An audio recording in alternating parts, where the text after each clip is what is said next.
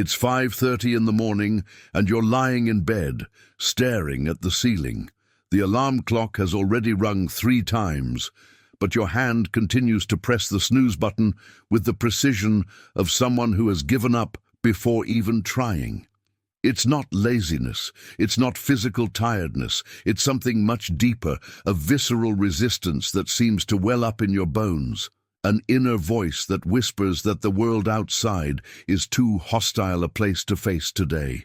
You know you have commitments, responsibilities, people waiting for you, but there is something in you that refuses to participate in this scenario called normal life. It's as if your body knows something that your mind can't yet fully process. This desire to stay in bed is not a simple escape, it is a silent cry of a soul that is asking for help, that needs to be heard, that needs to be understood. And today, finally, someone will hear that scream. Today, you will discover that this resistance is not weakness. It is your psyche trying to protect you from something much bigger. If you made it to this video, you probably recognized something of yourself in this description. And you know what? You are not alone. This channel exists exactly for people like you, who feel things too deep to be explained in superficial conversations, who experience life with an intensity that sometimes seems unbearable. Here you will find not just understanding, but real tools for transformation, based on the wisdom of great thinkers like Franz Kafka, who understood the complexity of the modern human experience like few others. If you feel like you need a safe space to explore these deeper questions of existence, subscribe to the channel and activate the bell. It's not just about receiving notifications, it's about being part of a community of people who are not afraid to look within, to question, to seek real meaning. And if this content is touching something for you, leave a like, because it helps us reach other people who also need to hear this message. Franz Kafka, in his literary and philosophical genius, captured with surgical precision the experience of the modern individual lost in existential labyrinths that seem to have no way out. When Kafka wrote about Gregor Samsa waking up transformed into an insect, he wasn't just telling a fantastic story.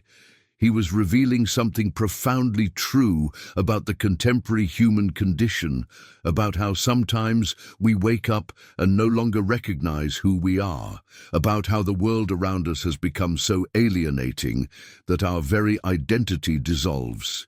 And this desire to not get out of bed, to remain in the only space that still feels safe and ours, is exactly this Kafkaesque metamorphosis happening in real time in your life. You are not simply avoiding responsibility. You are resisting a world that has, in some fundamental way, stopped making sense. Think for a moment about your daily routine. You wake up, take a shower, get dressed, go to work, interact with people, do tasks, come home, sleep, and the next day you repeat everything again. To most people around you, this sequence seems natural, inevitable, even satisfying.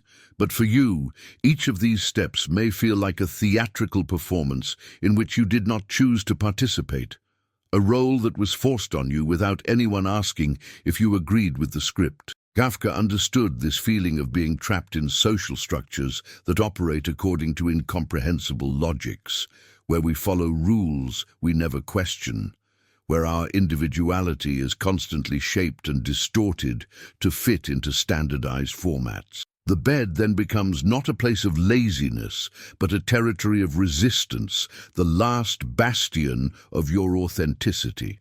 There is a fundamental difference between being tired and being existentially exhausted.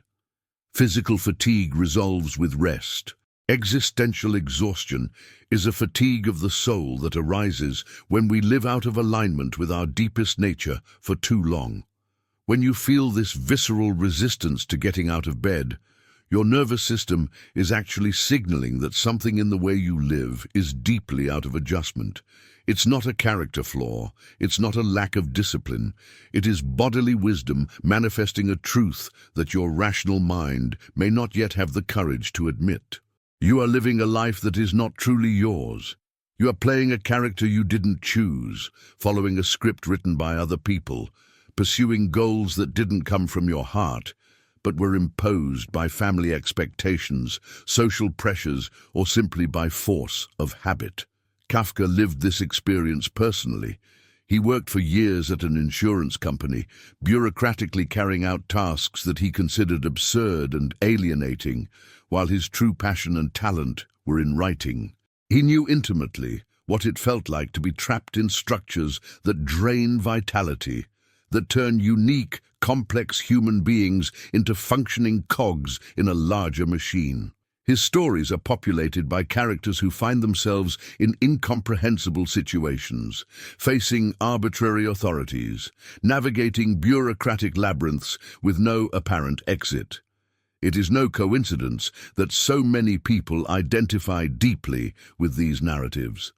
Kafka wasn't writing fantasy fiction. He was documenting with almost scientific precision the psychological reality of modern man. And you? Have you ever felt like you were living inside a Kafka novel? Those moments when you look around and everything seems surreal, like you're an actor who forgot your lines in the middle of a play you don't understand. If you're going through this right now, if this resistance to getting out of bed has become a constant companion, leave in the comments, "I hear my silent scream." You don't need to explain anything further, just that sentence. Because sometimes recognizing and naming what we're feeling is the first step to transformation. And your courage in sharing this might be exactly what someone else reading the comments needs to see today to know they're not alone in this experience. Modern society has created a culture of compulsive productivity where our value as people is measured by our ability to perform tasks, meet goals, and generate results. From a young age, we are conditioned to believe that our identity is intrinsically linked to what we do, not who we are. We go to school not to awaken our natural curiosity and develop our unique talents, but to become functional within an economic system that needs labor. We choose professions not based on passion or purpose, but on financial stability or social recognition.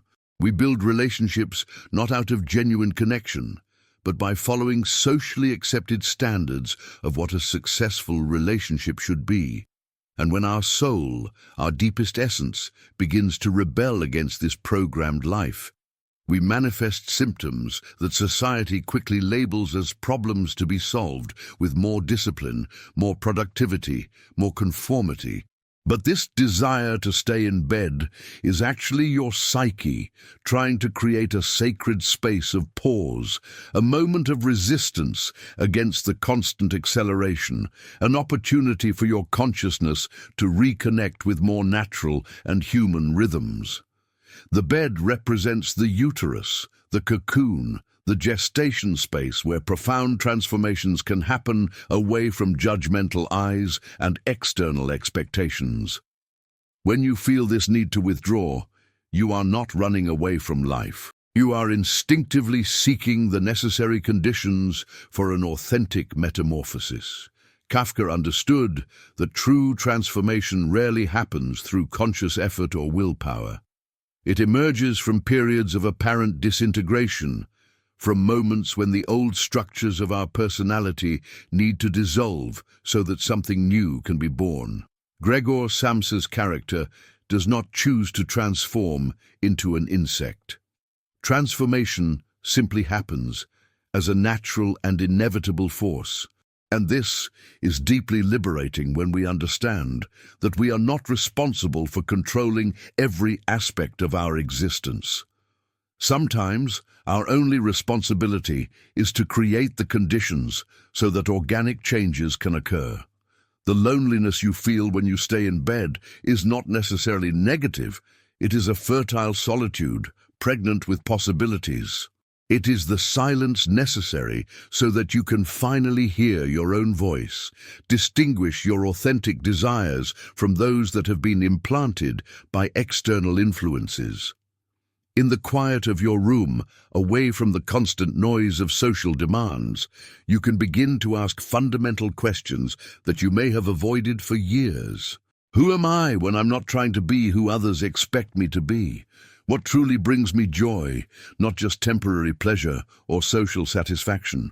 What kind of life would I create if I wasn't afraid of other people's judgment? What unique contribution could I make to the world if I had the courage to be completely authentic? These questions may seem daunting initially because their answers will likely require significant changes to the way you live. You may find that you need to change careers, end relationships that aren't nourishing, set clearer boundaries with family or friends, or simply drastically slow down the pace of your life. The resistance you feel isn't just to getting out of bed. It's resistance to continuing to live automatically, repeating patterns that no longer serve the person you are becoming. Kafka also explored the theme of impossible communication. Characters who desperately try to make themselves understood but are constantly misunderstood or ignored. This resonates deeply with the experience of those who experience this desire to stay in bed. You may try to explain to family or friends what you're feeling, but you often receive superficial advice about being more disciplined, exercising, thinking positive, or pursuing interesting hobbies. These suggestions, while well-intentioned, reveal a fundamental misunderstanding of the nature of your suffering. It's not about lack of activities or negative thoughts. It is a profound existential crisis, a questioning of the foundations on which his life was built. The sense of alienation that Kafka so masterfully portrayed manifests itself when we realize that we are surrounded by people but feel fundamentally alone in our experience. Family, friends, co-workers seem to navigate life with a naturalness that you can no longer access.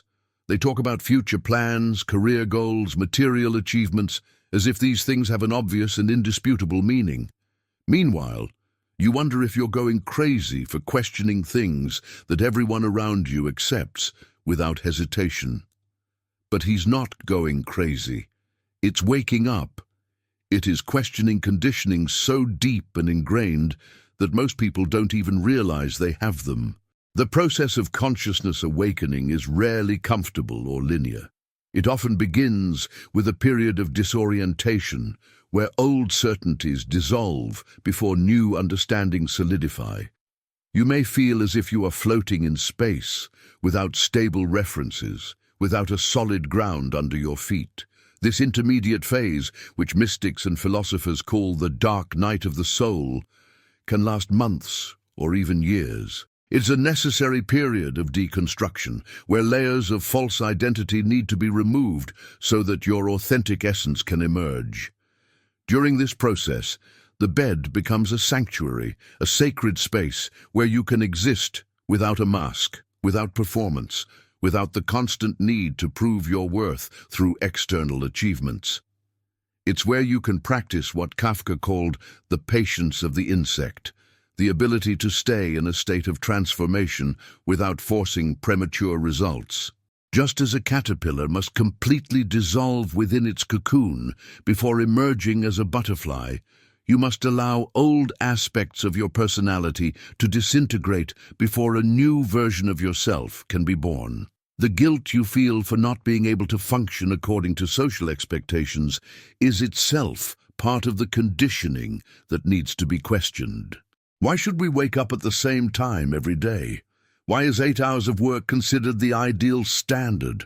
Why is constant productivity valued above emotional and spiritual well-being? These norms are not natural laws. These are social conventions that may or may not serve your development as a unique and complex human being. Kafka constantly exposed the absurdity of systems that treat people like numbers, that expect total conformity without considering the individual needs of each soul. There is a deep wisdom in your body that knows when you need pause, introspection, time to process internal changes. When this wisdom manifests as resistance to participating in usual activities, it is not sabotaging you, it's protecting you. It's creating the space you need to hear inner voices that have been silenced by years of social conditioning. It is offering an opportunity to reconnect with aspects of your nature that have been forgotten or repressed. The loneliness that accompanies these periods of withdrawal is not empty. It is a population loneliness, full of unexplored possibilities, of aspects of oneself that are waiting to be discovered. It is the fertile silence that precedes great artistic creations, deep spiritual insights, or significant life changes. Many of history's greatest artists, philosophers, and innovators experienced extended periods of isolation before their most important contributions. Not because they were antisocial, but because they intuitively understood that certain forms of growth can only happen in solitude. Kafka wrote most of his works during the early hours of the morning after fulfilling his daytime obligations at the insurance company. He found, in the darkness of night and the silence of solitude, the ideal conditions for exploring the darkest and most complex territories of human experience. Their stories emerged from this liminal space between sleep and wakefulness, between the conscious and the unconscious, between the socially acceptable and the profoundly true. You also access this space when you allow yourself to stay in bed, when you resist the pressure to immediately engage with the outside world. What you do with this break time is crucial. You can use it as an escape, consuming mindless entertainment that keeps you distracted from your own thoughts and feelings. Or you can use it as an opportunity for deep contemplation, to ask the difficult questions, to explore inner territories that have been neglected. You can write in a diary, not about external events, but about your internal states, your fears, your most secret desires, your intuitions about how you would like to live. You can meditate, not necessarily in a formal way, but simply by observing the thoughts and sensations that arise when you are not busy with external tasks. The silent scream that emanates from your resistance to getting out of bed carries precious information about what your soul really needs. Maybe it's more time in nature, connecting with organic rhythms that are more harmonious than the artificial ones of urban civilization. Perhaps it is the need to express creativity that has been stifled by practical considerations. Maybe it's the desire for deeper, more authentic relationships, where you can show aspects of yourself that you normally keep hidden. Maybe it's the need for a way of working that aligns with your values and natural talents, even if that means making less money or having less social status. Kafka understood that true freedom does not come from doing what we want on the surface, but from aligning our external life with our deeper internal reality. This often requires courage to disappoint people whose expectations are not compatible with our authenticity. It can mean choices that seem irrational to outside observers, but are profoundly logical when we consider the long-term well-being of our soul. It may involve periods of financial or social uncertainty as we transition from one way of life to another. The transformation you're experiencing is not a problem to be solved quickly. It is an organic process that has its own timing and its own needs. Just as we cannot force a flower to bloom faster than its natural pace, we cannot artificially accelerate the deep internal changes that are happening within you. What we can do is create the most favorable conditions for these transformations to occur in a healthy and constructive way. This may mean seeking professional help from therapists who understand the existential nature of your suffering, not just its superficial symptoms. It can mean finding communities of people who are going through similar questions, who can offer support and understanding without judgment. It may mean making gradual changes to your daily routine, creating more space for activities that nourish your soul rather than just fulfilling obligations. It may mean establishing clearer boundaries with people or situations that drain your vital energy. The most important thing is to recognize that this desire to stay in bed is not a sign of weakness or personal failure. It is a sign that you are a sensitive and conscious human being who can no longer live in an automatic and disconnected way. It is evidence that you have a soul that refuses to be silenced by social conventions that do not serve your deepest well-being. It's proof that you maintain a connection to aspects of your nature that many people have lost in the process of adapting to the demands of modern life. Franz Kafka taught us that literature, art, and even our deepest sufferings serve as bridges between isolated individual experience and a universal understanding of the human condition. When you recognize and honor this urge to not get out of bed as a silent cry from your soul, you are not just taking care of yourself. It is contributing to a more compassionate and nuanced understanding of what it means to be human in a world that often prioritizes functioning over flourishing, productivity over well-being, conformity over authenticity. Your journey of awakening and transformation is unique, but it is not happening in complete isolation. There is an invisible network of people around the world who are questioning the same structures, feeling the same resistances, seeking the same more authentic ways of living. When you allow yourself to fully feel this experience, when you honor your soul's needs, even when they don't make sense to other people, you are participating in a larger movement of consciousness that is emerging in our species. You are helping to create a world where sensitivity is not seen as weakness, where contemplation is valued as much as action, where internal development is considered as important as external achievements. Your resistance to getting out of bed may be, paradoxically, one of the most courageous and revolutionary things you can do at this time in your life.